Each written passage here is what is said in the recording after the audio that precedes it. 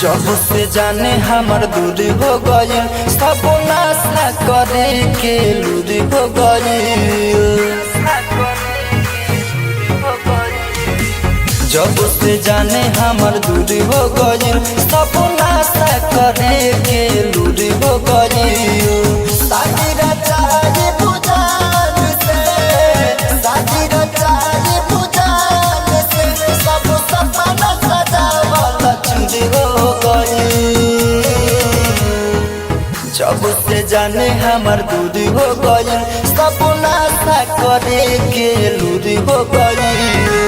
जब से जाने हमर दूर हो गई, सब नाशा करे के लूर हो गई।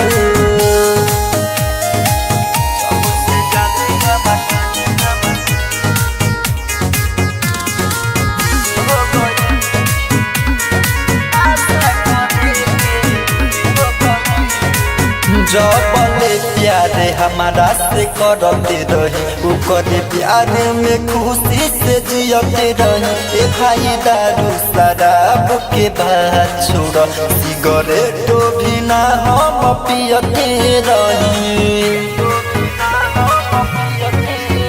जबले रहे हमारा साथ में, ओकरे प्यार में खुशी से जियते रही। ए भाई दारू शराब के बात छोड़, सिगरेट भी ना हम पियते रही। सहल दर्द सहाइल ना, सहल दर्द सहाइल ना, सब एकर के पी के सबूर हो गई। जब से जाने हमर दूर हो गई, सब नाशा करे के लूर हो गई। जब से जाने हमर दूर हो गई, सब नाशा करे के लूर हो गई।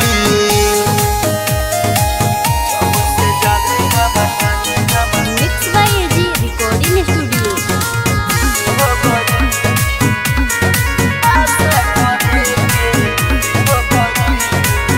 जाना दूरी ना होखे के चाहते रही, दूर जालिम जमाना पकैले हो।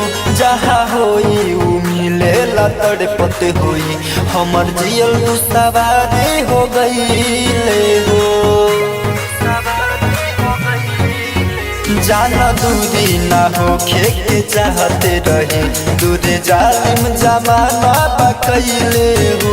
जहाँ होई उ मिले ला तड़पत होई, हमर जियल तू सवारी हो गईले हो। साथी सनम से छूटल मुकेश, साथी सनम से छूटल मुकेश, विकेश से कवन कसूर हो गई। जब से जाने हमर दूर हो गई, सब नाशा करे के लूर हो गई।